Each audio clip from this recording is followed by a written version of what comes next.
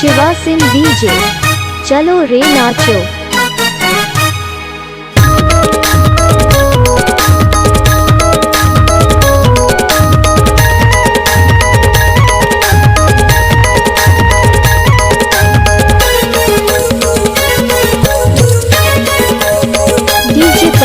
जाथो तो देखथो तेरी कोती, आथो तो देखथो जौनी कोती।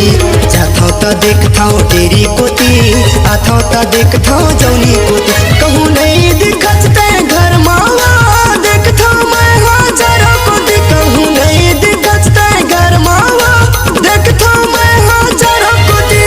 जाथो तो देखथो तेरी कोती, आथो तो देखथो जौनी कोती। हाँ जाथो तो देखथो तेरी कोती, आथो तो देखथो जौनी कोती।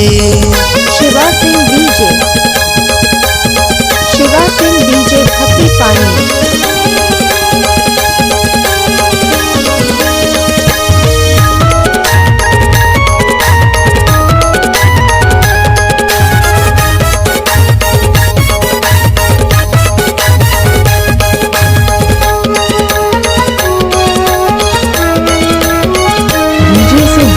सुरताया थे तो घूमत रही था तोर घर कोती। सुरताया थे तो घूमत रही था तोर घर कोती। तोर माया में बैहा पगला दीवाना हो गए हो जोही। तोर माया में बैहा पगला दीवाना हो गए हो जोही। दिला देखता हूँ तहित तही, वो दिला देखता हूँ तहित तही। दिला देखता हूँ तहित तही, वो दिला देखता हूँ तहित तही। माया करता हूँ तोला भारी, वहाँ नहीं मरो गोला बारी। माया करता हूँ तोला भारी, वहाँ नहीं मरो गोला बारी।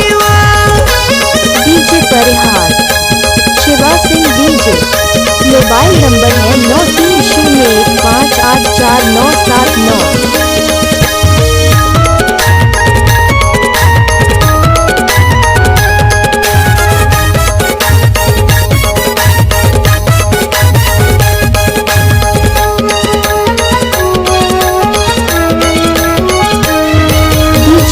के बात बता के मोला तरसा डारे 4 महीना।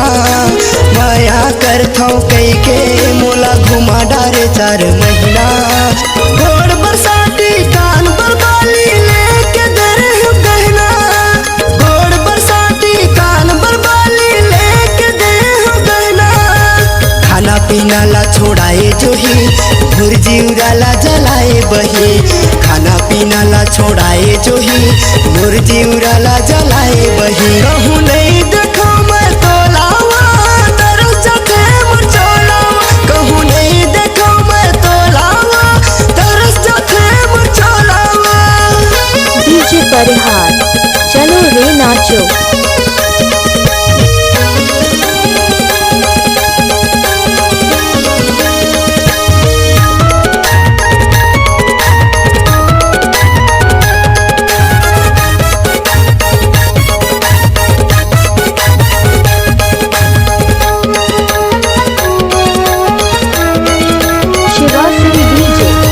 संगीत लगा के मैं प्रेम संदेश पहुँचाता हूँ।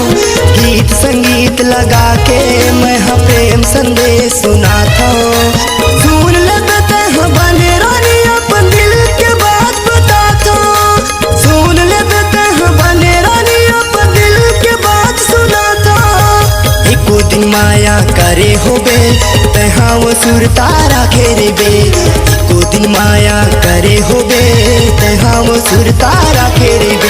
आही मोर सुरता तोला रानी, सोच में बीते कहानी।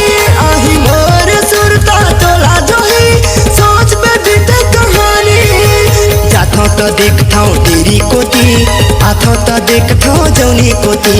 जाथो तो देखता हूँ तेरी कोती, आथो तो देखता हूँ जौनी कोती। कहूँ नहीं दिखत ते घर मावा, देखता हूँ मैं हाजर कोती। कहूँ नहीं दिखत ते घर मावा, देखता हूँ मैं हाजर कोती। जाथो तो देखता हूँ तेरी कोती, आथो तो देखता हूँ जौनी कोती। हाँ जाथो तो देखता हूँ तेरी कोती, आथो तो देखता हूँ जौनी कोती। शिवा सिंह डीजे।